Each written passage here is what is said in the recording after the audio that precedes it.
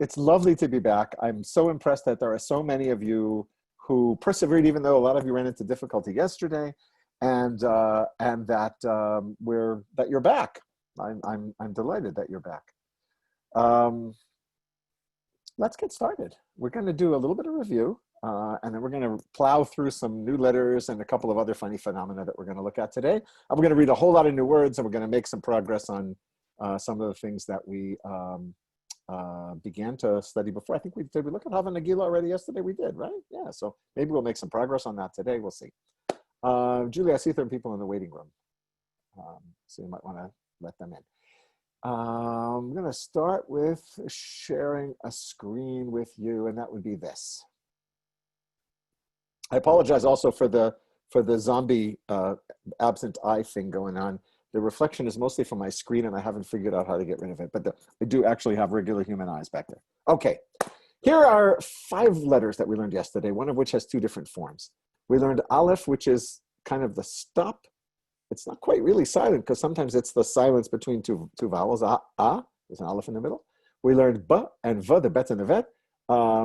Same graphic symbol with 2 different ways of pronouncing it, depending on phonetic situation. We learned Gimel. We learned that I should be pointing to them here. We learned the Dalet, which somebody pointed out looks like a diving board. So that's a way to remember that it's a D sound. And we learned the letter Hey with a hole over here on the left. That sometimes sounds like an H, and sometimes at the end of a word, most often is silent, just to tell you there's a vowel there. Remember all that? Okay, let's take a look at, oh, you know what? We can make not just words, but I realize we can make a whole sentence. Bo Abba. One of those things that kid in Hello, Hello, Abba might have said to his father, come on home, Bo Abba. Not bad, a sentence with the first 2 letters. And we've only done 5. How about these? I'll bet you remember some of these that we read last time. This fellow, try it yourself for a second if you can remember, is the name of one of the 12 tribes, Gad. And in absolute total reversal, Dag means a fish. Dov is a bear in a person's name. This word, described in modern Hebrew, means cloth. I didn't tell you that in biblical Hebrew it means probably cloth of linen specifically. And this is that first word of that song that you will probably walk around the rest of the day humming because it's hard to get it out of your head. Hava Nagila. Someone asked yesterday, what does Hava mean? I think I answered that it means let's, but it's an antiquated way of saying let's, L-E-T''S. Okay, all that we already know how to do. And what would this word be then? 3 syllables, right? 3 vowels underneath, none on top, 3 syllables, silent Hey at the end. And that's the Hey, the Bet, and the Aleph, which is going to give us a stop between this vowel and this vowel. Ha, ba, ah. Right? You know that word. You know it as one of the words in what observant Jews say at the end of the Passover Seder, and when Yom Kippur comes to an end next year in Jerusalem, Lashana haba'a mirushalayim. Right? Next year, haba'a. You know that root, Bet and Aleph, right? The Hey is tell me this a vowel at the end. It's the feminine form for is coming or has come. And this is Ha, the definite article, right? The coming year that's Jerusalem down there, Yerushalayim. You also probably know this word from a widely adored popular song by one of Israel's most popular songwriters of the end of the 20th, very beginning of the 21st century, Ehud Manor. Bashana haba'a neshev al hamirpeset. Next year we'll sit out on the porch and watch migrating birds. Ha-ba'a, the next one, the coming one. Lashana ha-ba'a b'Yerushalayim. Okay, in Hebrew writing before the vowel signs were invented, and even today when vowels are used only in ancient sacred texts or poems or books for primary school children, right? That second Hey is the one that tells us, my notes tell me, and I should have said it that way before, that second Hey is the one that tells us that there's a vowel at the end because it was written this way, right? Lashana ha ba. What do I do with that? Well, I got to keep going and imagine a vowel after the aleph, because the hey tells me it's there. Lashana haba'a, Yerushalayim. Okay. You know what else I wanted to say about this? I wanted to point out that the accent, the stress in modern Hebrew, as in biblical Hebrew, is normally on the last syllable of a word. This word is that one that's here. Oops, that one is ha-ba-a, not ha-ba'a, ha-ba'a. The word is normally accented on the last syllable. In the Ashkenazi world, people would have said Lashona habo, but with a stress on bo, and the vowels shift, vowels different too. But in our attempt to replicate Sephardi pronunciation in the 20th and 21st centuries, which we succeed at only in part, as I mentioned yesterday, we usually put the stress on the last syllable of a word. Later on or tomorrow, I'll get a chance to tell you about mistakes in that regard. But here's our next word. It is a slim one, yeah. And its name is vav, and in contemporary Hebrew, it makes a v sound. Oh no, like the letter vet. Okay, well, we're thinking like linguists from yesterday, right? Clearly, they couldn't originally have had the same sound. One of them must have been v, right? The other one we know was v. There wasn't a v sound. This was actually a w, a w sound, originally in Hebrew. It doesn't look much different in less decorative contemporary font. There you go. There it is in both fonts. Even with the fancier font, it's really mostly just that simple vertical stroke. There's a little cap in the traditional fonts, and here really just a flat line. The name of the letter is the word for a hook or a peg, something to hang something on. And I want to show you what happens if you, that is not what I want. Here we go. No? Huh. No, I'm annoyed at myself. Let's see what's going on here. I thought I had a nice picture for you of a hook. You know what? I'll just have to, I'll do without this one. I apologize. There should have been a nice other screen there that's just not there. Don't understand why. Okay, let's forget the sharing for the moment. I had some pictures to show you. Let's go back here. Sorry about that. I was going to show you some pictures of things on a hook, on hooks. And if you look up the Hebrew word vav, which is this in both fonts that way, if you look up that word in Hebrew in Wikipedia, I mean in a Google search, you get a wonderful picture of hooks. Okay, here it is in each of the fonts. Vav is one of those letters that was sometimes used to mark a vowel. That's because it started off its life as a w, and w is very close to u, and also to o in the way we shape our mouth. So it's going to be the letter that we're going to use for writing an u or an o. For example, this word is bo. It means the bet is a preposition meaning in. So bo is in him or in it. And if we mark it up with the vowel sounds, that's what it'll look like, right? I think there's nothing there that we haven't already learned, right? The b with the dagesh, the dot in the middle, the o vowel, and this vav is really only there because once upon a time there was no dot here, and it looked like that. So I needed this letter to tell me that what's going to come after the b sound. And we don't get rid of it once we add in the vowel signs later in the history of the language. How about this word? What would this word be? It's an old biblical word for splendor, radiance. You might know the name of the town in the Sharon Valley, northeast of Tel Aviv, Hod HaSharon, right? The splendor of Sharon. And I was going to show you maybe I will here. Let's do it this way. 1 second. Can I do that? No. That's going to mess me up. I was going to show you the sign at the entrance to the sign on the city's website. Hod HaSharon. There's also another town. Anybody else know another town with the word Hod in it in Jerusalem, in Israel? Way up north near Haifa, just to the south of Haifa on the coast, there's an artist colony city, little town called Ein Hod, Spring of Splendor. So that's Hod. How about this word? What would you do with that word? Can you make sense of it? De. The vav is there not to be pronounced, but to be the thing, well, it's replaced by this up here, and another D, D-O-D. It's not the Department of Defense, it's Dod. And Dod is the word for an uncle in modern Hebrew. It is means something a little bit broader than uncle, some kind of close relative. Biblical Hebrew, if you know the book of Esther, Mordechai is Esther's Dod. It could be uncle, but it could be just some kind of close relation. And now here's a curveball. Are you ready? What's that? Well, that's what we do when we want to indicate the oo sound. So that's not dod, but dud. We put the dot, this dagesh, to the left of the vav, and that will normally indicate oo. Now, there are going to be some times where I'm going to put a vav next to, a dagesh next to a vav and not want you to read it as oo. And that's awful. Everybody always tells you that the Hebrew writing is perfectly phonetic, but it isn't perfectly phonetic. It's pretty close.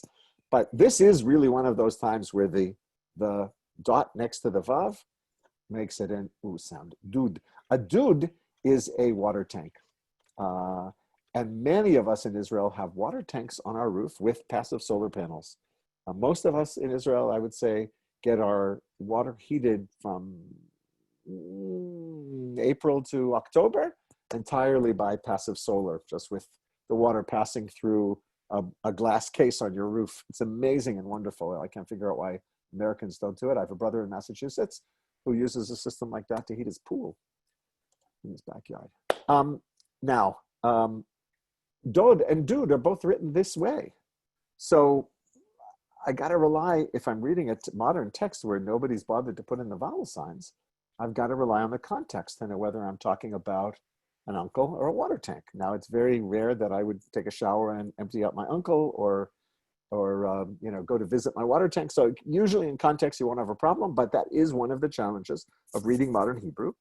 Reading it for meaning is when you're reading unpointed text and books and newspapers are printed without vowel signs, you've got to figure it out from context. And that wouldn't be so bad, except that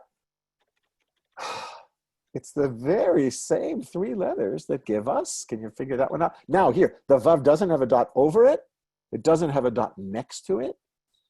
It does have a dot under it, and that is the vowel for E. E. It has a name too, chirik, but I don't think it's important to learn the names. That dot vowel under the letter makes this da, v, e, d, David. That is King David himself right there. So how confusing is it then that if I am looking at this word, I have to figure out whether it's dod. Oops, sorry, I didn't mean to do that. Whether it's dod. Wrong alphabet here. Dod or dud. Oh, what was that? Or, sorry, dud. Not doing its thing. Dud. Or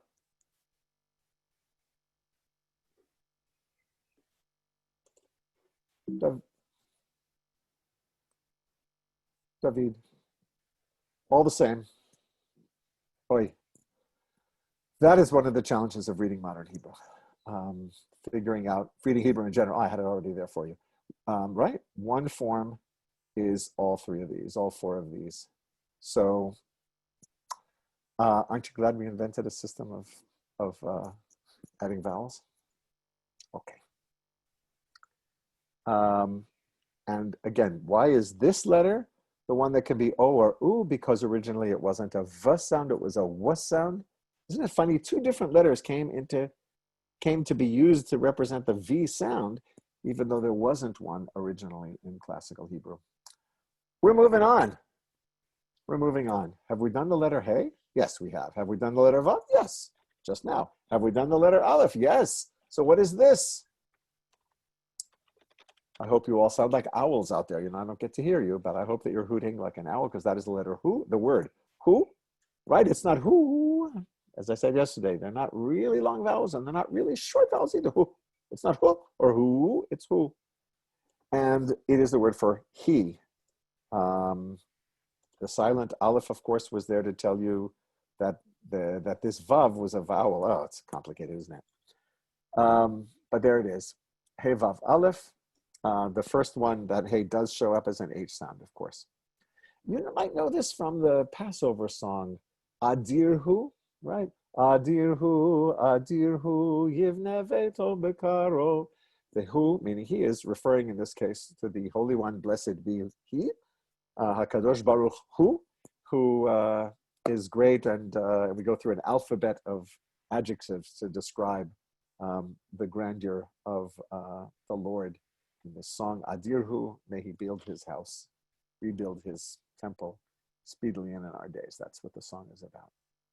Okay, we've covered the consonant vav. We've covered the O vowel and the U vowel that are made with it. Are you ready to move on? I'm ready to do another letter. Okay, breathe. Okay, good. Here we go.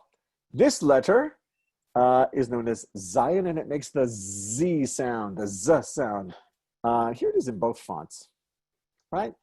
It's not crazy different from vav. I mean, it's mostly just a vertical stroke. But if you remember that in the simple modern font, it was really just a vertical stroke. So here, the designer has bent this guy over, as well as putting the cap on him, which is part of the classical form, to show you that he really is different from a vav.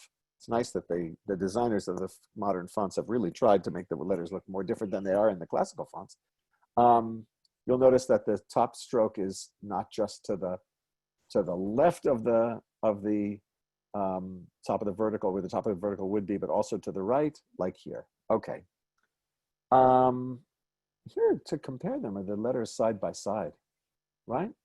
Vav and zayin. Your eye may confuse them at first. I would understand that, but think, especially if you look at this one, you can see kind of the beginning of a Z there. That's kind of helpful. Vav and zayin. So what kind of words can we make with the 7 letters, Aleph, Bet, Gimel, Dalet, Hey, Vav, Zayin? How about this one? Az. Do you know that word from somewhere? Az. It's not Oz, right? Az. It's the first word in the song at the sea, Exodus 15. Az Yashir Moshe. Then Moses sang. And here it is in a simple 2-letter word. That's a rabbinic Hebrew word, right? We have words in modern contemporary Hebrew that we got out of the Bible, lots and lots of them. But there are many words whose origins don't go back to the Bible, or at least they don't happen to be preserved in the corpus of biblical texts, but that are in the vast corpus of rabbinic texts in Hebrew, right? Much of the Talmud, the Midrashim, Mishnah, Midrashim. So that's the word zu, right? And it means this one when the noun it's describing is feminine. Right? It's not as long as the English Z-O-O, zoo, and it's not zu, it's zu. If you've ever been to a Jewish wedding or maybe been married in one yourself, you may recall that typically the groom declares the bride consecrated to him with a formula that refers to the ring as taba'at zu, this ring. Hare at mekudeshet li betaba'at zu. With this ring you are consecrated to me, right? The way that Jews classically constitute a marriage is that the bride publicly accepts a gift from the groom in exchange for the fidelity that is expected of her, and presumably in modern times of him too. We were once a polygamous people. It was once only one way. So there it is. And interestingly enough, because this word is written, right, when it's written without vowels, it's just, zayin vav, right? Some people read it as zu, and some people read it as zo. And the scholars of rabbinic Hebrew tell us that, yeah, you find both of them in texts that get vocalized from ancient times. So yeah, apparently there are 2 different dialect versions of zu and zo. And then its masculine equivalent, might as well learn it, it's even more common actually in texts, is ze. Oh, okay, that's a new vowel for us. That little assembly of 3 dots, his name is segol, is the short E sound. Well, we got to be fair, right? Our short E is really almost a long kind of A sound, right? It's not E and it's not A, it's E, right? It's somewhere in between ze and It's between a short E and a long and an A. Ze. We have been blessed in Israel most of our history to have no um, um, no natural resources of any consequence. We were short on water, still are, although we mostly take it from the sea now, and all the countries around us, almost all of them have like gas and oil, and we had nothing. Well, in the last few years, people have discovered natural gas off the coast of Israel, and it's being exploited, and we're going to sell it all around the Eastern Mediterranean, and we're very excited, but it doesn't have a Hebrew name. Natural gas is called gaz. Gaz? Okay, gaz. What are you going to do? And this word made me think of, the gaz made me think of this word. Picture, I had a picture of it, no, I'm not going to look for it now, of a beautiful pitcher, a glass rather, with a sprig of mint on top and a straw in it of some beautiful juice, but it's carbonated and bubbly. And the word they use for it in this fancy upscale place in the Tel Aviv market is gazoz. Gazoz is a word that belongs back from before they published Halo Halo Abba. It's like an 80-year-old word for a carbonated drink. People gave that up. They don't call it that anymore. But very savvy marketers brought it back in the last few years because everybody knows that's what Grandpa used to call, Saba and Savta used to call their carbonated drinks. So now if you want to get one with like pure cane sugar and these amazing infusions of fruit and spearmint, the local nana spearmint, and you want to pay crazy amounts of money for a simple soft drink, they don't call it soda or anything like that. They call it gazoz. Here's a bunch of words then that we've learned to read. Let's have a look at them. Az. Yeah, do this one if you can. Remember, this was the short E vowel now, or something a little bit longer than that. Ze. Zu and zo, which are dialect variants of the same rabbinic Hebrew word for this one, feminine. Ze is biblical and rabbinic. And the ever popular natural gas gaz. Okay. Next letter. We're making such progress. It's amazing. This is the letter chet. I spent many summers at a summer camp in Massachusetts, Hebrew-speaking summer camp, at which the U-shaped building that many of us lived in, all the single people lived in, anyway, was not called the U building. It was called the chet, right? Because it was 3 sides of a courtyard and the open courtyard, and the front was open to the road of the camp. That's the letter chet. It has the sound h. I really have to say something about that too, I guess, if I'm going to be honest and straight with you, and it's going to be really useful and answer a question next time, tomorrow. This letter, modern Hebrew speakers pronounce it as ch, right? You've got the back of your tongue up against the roof of your mouth, and you're impeding it, and you let it flutter a little bit, and it makes a ch sound. And I know many speakers of English find that hard to do, because it's not something we have in English. It's not quite like the hit of German either, right? Ich. It's cha, ich, cha. But this letter is one of 2 letters that make the cha sound, and its original sound is going to be useful for us in understanding some things later. Was not a cha made up here, but a made down here. It's almost like an H, but I kind of close my throat up a little bit to make it a little raspier than an H. It's like an H when you're trying to clear your throat. Okay. It's called chet. When I speak Hebrew, I try to make the distinction between chet and the other letter that really makes the ch sound, but it sounds very artificial and forced to people. That's because it is. If you do meet people who grew up in families where the parents at least were native speakers of Arabic from Arab countries, they may still pronounce a chet as a chet and not as a ch. Okay, I just wanted to juxtapose these 2 for you. The hey with its hole and the chet, which is closed up. Should we do something with this letter now? Yeah, you ready to move on? Okay. Here's a word with a chet that, that's the hey and the chet again in the other font, even simpler to see how they differ. And here is probably the best word we could possibly learn, starting with a chet, and that's the word, you got it? Hug. Chag, you probably, many of you, I'm sure, know, means a holiday. Um, so many holiday songs use that word as their first word. Chag Purim, Chag Purim, Chag Gadol Yehudim, right? The holiday of Purim in the late winter, Chag Purim, that's the word for Chag. Or the song about the dreidel, the Sevivon, Sevivon, Sov, Sov, Sov, spin, spin, spin. Chanukah hu Chag Tov, right? There it is, there's that word. Chanukah is a good holiday. And here's another word that is really famous from Jewish liturgy.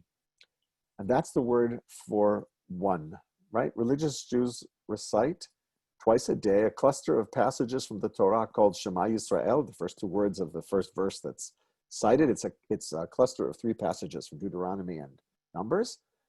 And the first verse, many of you, I'm sure, know, begins Shema Yisrael, hear, O people Israel, Adonai Eloheinu, Adonai, the Lord is our God, Adonai Echad, which, if you read that literally, the wooden way is God is one. That might mean the Lord alone. In any case, that is the word for one. There is a famous story about a little girl who went to synagogue time after time after time with her parents and heard the rabbi intone after Shema Yisrael in English, right? The Lord is our God, the Lord is one. And she turned to her mother and said, Mommy, when will the Lord be two? That was a deep theological joke, actually, I think. I'm not sure. Okay, there it is, Shema Yisrael. We use an abbreviation for the ineffable name of God that we don't know how to pronounce, 4 letters. Adonai Eloheinu, Adonai Echad. God is one. Okay, the only really basic theological statement you could say that Judaism kind of insists on, the unity and uniqueness of God. You all probably also know the word from this Passover song. Echad, right? There's a famous end of Passover Seder night counting song. Who knows one, right? One is the Lord in heaven. And then who knows two? The 2 tablets of the 10 Commandments, 3 fathers, 4 mothers, etc. 5 books of the Torah. And it starts off, Echad. There it is. Mi yodea echad. Ani, I. Yodea, I know. And I recite, Echad Eloheinu. There it is, Echad. So that's a pretty useful word to know. Here's another word that comes up not infrequently in liturgical Hebrew and also very useful in everyday Hebrew. It's an ancient word and it's a modern word. As I said, so much overlap in vocabulary between biblical Hebrew and modern Hebrew, which is astounding. The word is ah. That means a brother. You probably have heard a biblical verse sung. Maybe you've sung it yourself. Hine ma tovu mana'im shevet achim gam yachad. Behold how good and how pleasant it is for brothers to live, to dwell together. And that's the ach of achim. It's also we started to do a little bit of Hava Nagila. One of the lines of Hava Nagila is, Uru achim belev sameach, arise, O brothers, with a happy heart. And there's the ach of achim. Uru achim belev sameach, uru achim belev sameach, uru achim belev sameach. Right, uru achim belev sameach. Okay. Julie, if we ever redo this, I want strings in the background, okay? I want a whole bunch of people playing, maybe clarinets. Here's a biblical name. You know anybody whose name is Zoe? It's a pretty common name these days in the English-speaking world. If she's Jewish, I hope her Hebrew name is this. Can you make sense of the word? Chava. Chava. I will let you in on a secret. I got rid of an extra dot here, a dagesh, to make sure that you didn't think that it was cha'ua or something. It's one of those times where, for grammatical reasons, I'm going to put a dagesh next to a vav and not want you to read it as u. I left it out. This is an expurgated version of the name, Chava. Right? It's the name of Eve. Why is Eve Zoe, by the way? Does anybody know? Oh, I wish we could have comments from the group. I'll bet somebody out there knows that Zoe is the Greek equivalent of Chava. Chava is known as the mother of all living beings, and Zoe from, right, the animal world, living things, etc. So in the Greek translation of the Bible, Chava is Zoe, but she is known in English as Eve. I think we are ready to move on to letter number 9. Yeah, timing is good. Letter number 9 is chet. Oh, and have I got a great mnemonic for you for this one. Chet. It's a little weird, isn't it? It's kind of a funny thing. It's a different shape from any of the ones we've seen, that rounded thing. Here's how it looks in the, oh, I don't have it here. Let me put it into the other font for you. So you'll get a sense for what it looks like that way. There it is, right? With this piece doesn't come over toward this one in this font, but what I liked about this one is they kind of hang together. And I like to think of them as the two tops of the letters are kind of coming toward to each other to kind of exchange a few words there. Having a, how would you say it in French? Yes, a tete a tete. Okay, I'm very proud of that mnemonic. I made that one up myself. If you like it, let me know. If you don't, let me know. So here we go. Here's a word that we wanted to learn, and that is t. And remember, this is a silent vav now. I mean, it's silent. It was there to tell me there's a vowel, but now I can even tell you which vowel it is. To and the, not the b, but the v, tov. The word for good, right? Am I in the right place? Yeah. As in, for example, we were talking before about hine ma tov u'manaim shevet achim gam yachad. Now we've got the tov as well. Hine ma tov u'manaim shevet achim gam yachad. We're going to get to yachad today too, I think. Slowly, we're going to fill in the whole thing. There it is. Behold how good and how pleasant it is for brothers to dwell together. Tov. There are also plenty of other songs that you may know that begin with Tov. Psalm 92 begins, Tov lehodot l'Adonai. It is good to give thanks to the Lord. We're going to go to less happy parts of life in order to get the next example of the use of the letter Tet. That's Gimel with the Dagesh, but we don't care. Either way, it's going to be G. This vowel, have we seen this vowel before? No.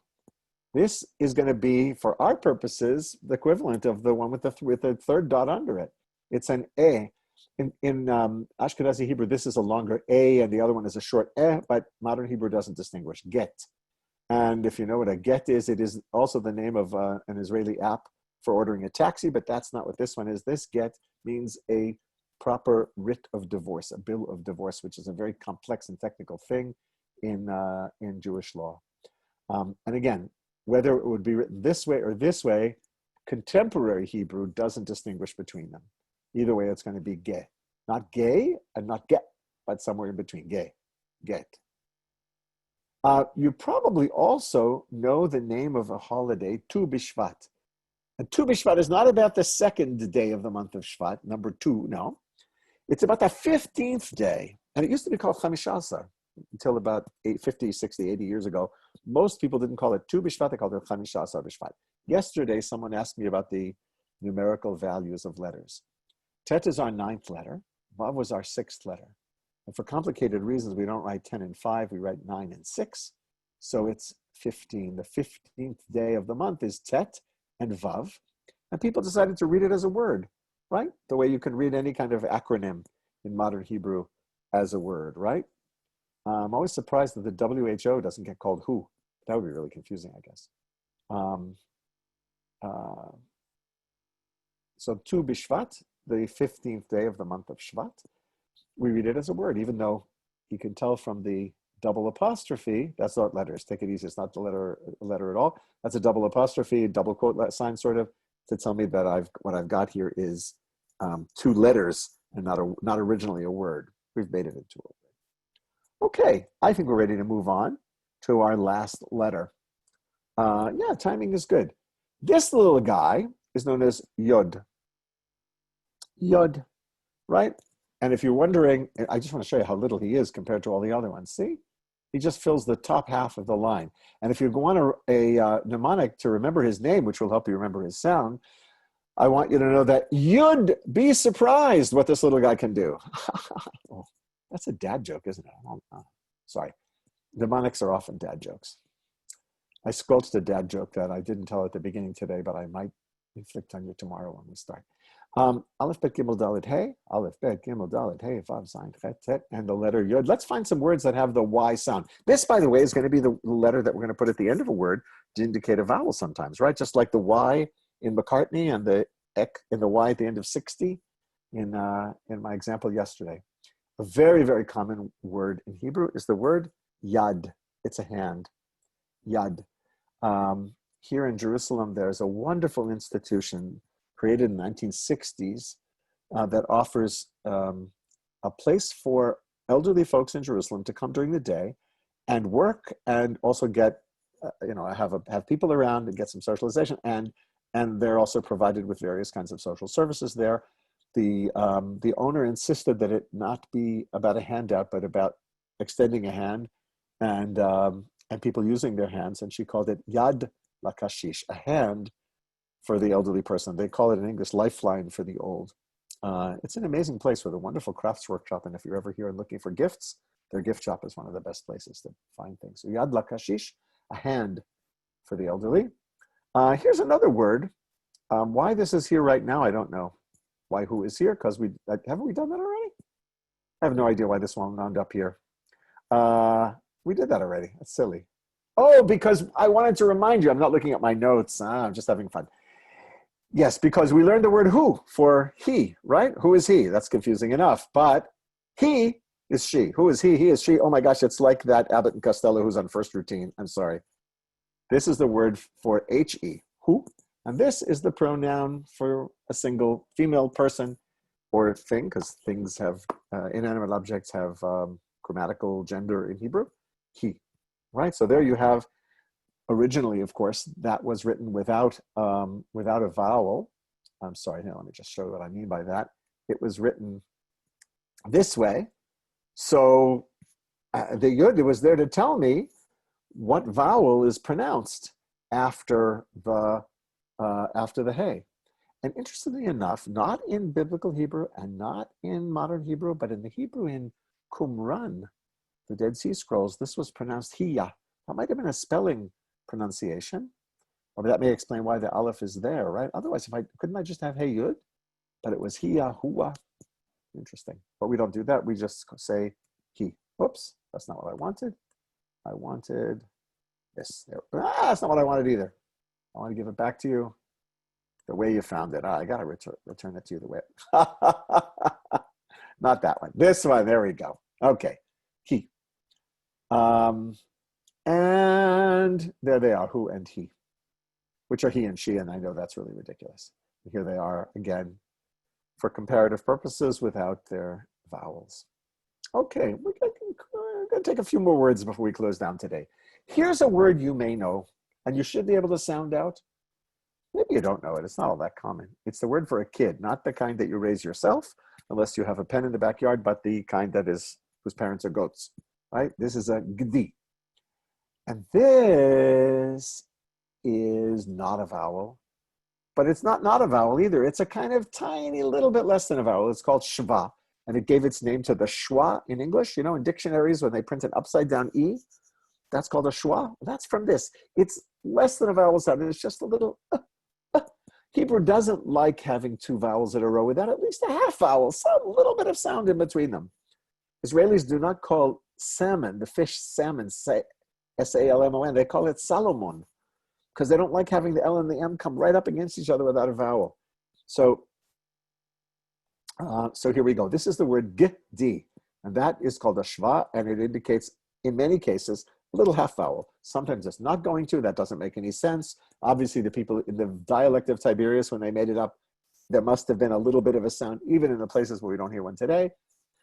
Oh, we'll have to look at that and learn it. Okay, but here it is, gdi. You may know this word, but not in its Hebrew form. You might know it in its, I'm going to use it this way, right? I don't have a way to write a schwa there, I don't think, so I just put a superscript E. You may know it from Aramaic. The Aramaic equivalent. Aramaic is our close cousin language here in the Middle East, and it was once the language of the whole Middle East, from Persia down to Egypt and up to Turkey. Gadya. You may know that from one of those Passover songs at the end of the Seder, Chad Gadya, one little goat that father bought for 2 zuzim. Chad Gadya, Chad Gadya. If he weren't Aramaic speaking and Hebrew speaking, he would be Gidi Echad. Oh, you may say, that's enough. Genug, die. My father-in-law, who was a native speaker of German, was always reprimanded as a child by his mother for using that word. Genug, like, leave me alone already. Enough. Well, his great-grandchildren now say it to their parents who don't like them to say it, but they say it in Hebrew, die, die, which sounds even worse in English because obviously, die. You may know a song, I od lo ahavti die. I haven't loved an F yet in my life, but I'm not ready to marry you yet, is the song. Die, enough. And here's one that you know. You might have just seen it this way, as chet and yud, but we pronounce it chai. I have a dear friend from high school who lives not too far from here, who named his kid after his late father, his son after his late father, who was known as Hai. So he called him in Hebrew Hai.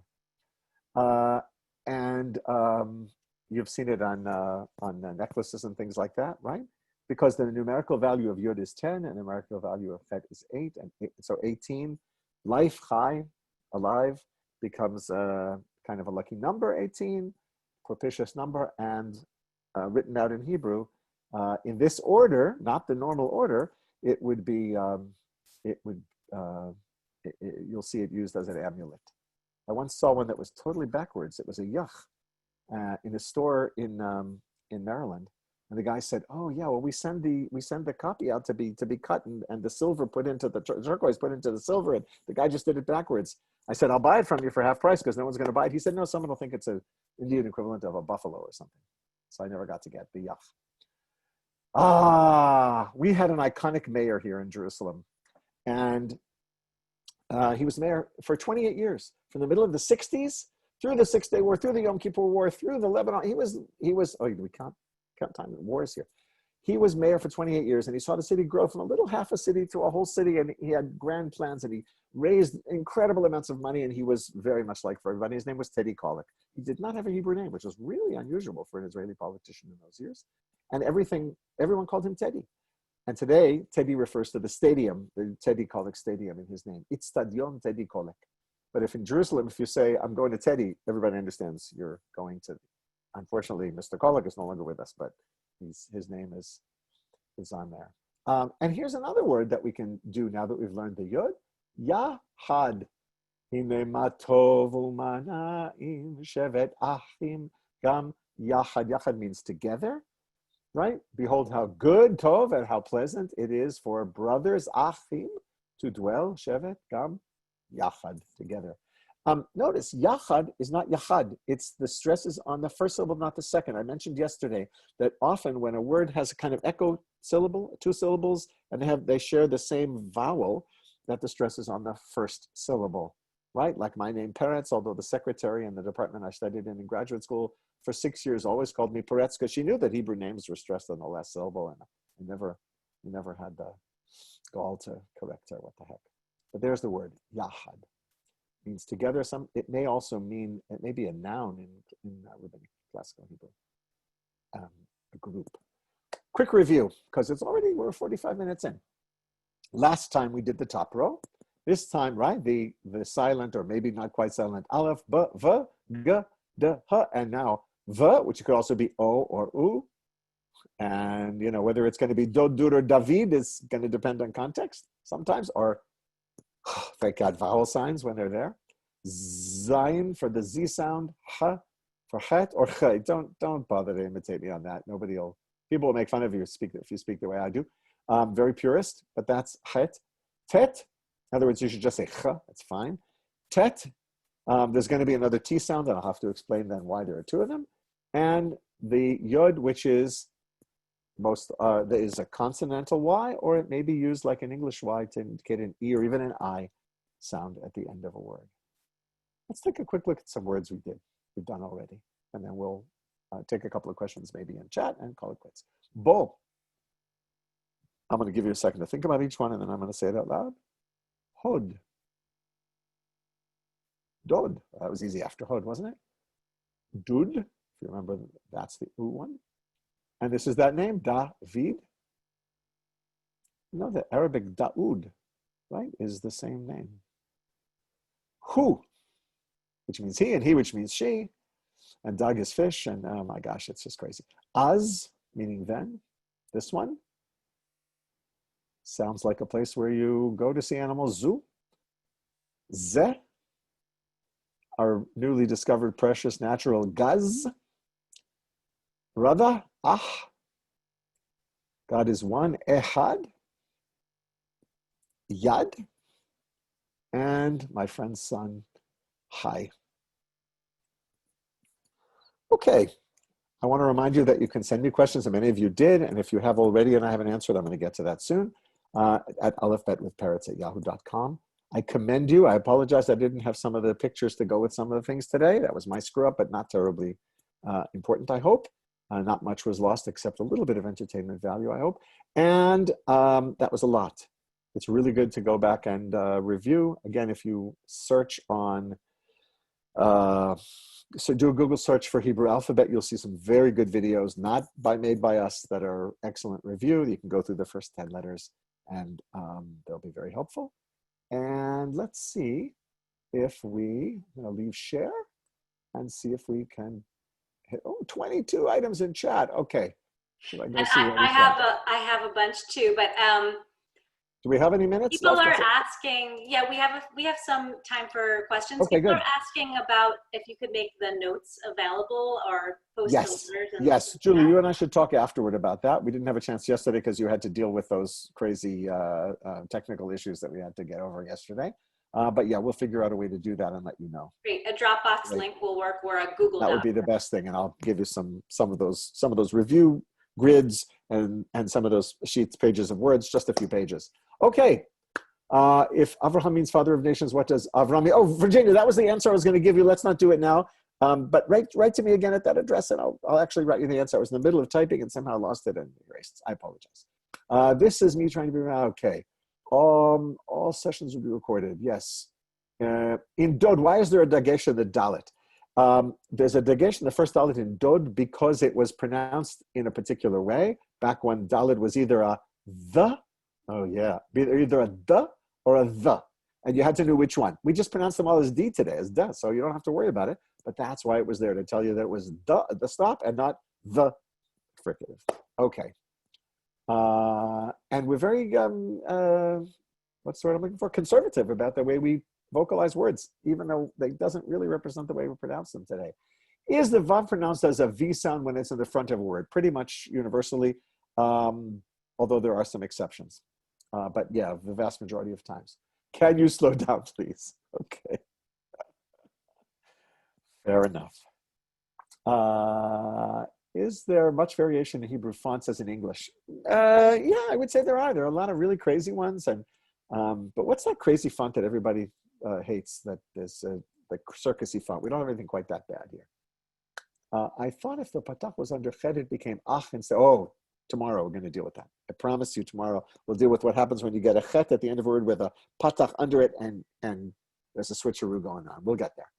Yud He Vav He, about the name of God. Yeah, in biblical Hebrew, in the Bible, in Hebrew Bible, there is a name of God, God's personal name written out in 4 letters, Yud and He and Vav and He, and it was considered too sacred to be pronounced, and we've lost the tradition of pronouncing it. We use the word Adonai, which roughly means Lord, instead.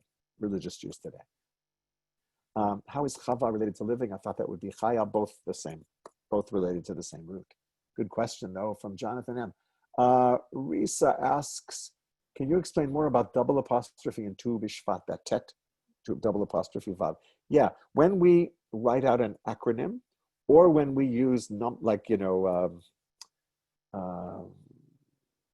used to be a word, din v'cheshbon, a phrase that meant a report, din v'cheshbon. So you would write the dalid and then the vav and chet from the second word, but before the last one, you would put a double apostrophe to indicate that it's an acronym. We often do that with Hebrew numbers as well. When we're using the letters to give us numbers to show that don't read this as a word, it's just numbers, we put a little double apostrophe, right? Before the last letter in the string. Yes, Dalet looks like a resh. Oh, it does, I know.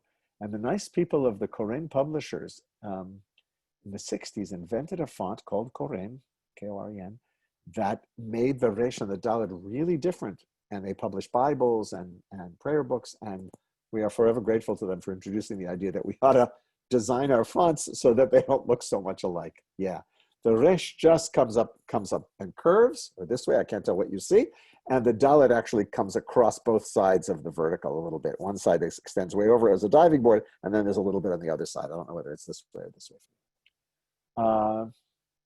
What is the simplified font for Yud? It's just a little hook of a little L-shaped thing upside down and backwards. I'm confused on the E sound you're using for the Yud. Carolyn Braverman asks, often in order to indicate that there's an E vowel at the end of a word, before we had a system for writing vowels, people would write a Yud at the end of the word. Not to tell you that there's a consonant Y there in any way, a ya or a u or a yo or anything like that, but just that the word ends with E. It's a straight line vowel. Yes, the two, we did this yesterday. I think this vowel, patach, and this vowel looks like a T, are pretty much interchangeable in our Hebrew today. Yeah, sometimes this one will have a different sound. We'll get there. Probably not till a week from today. Any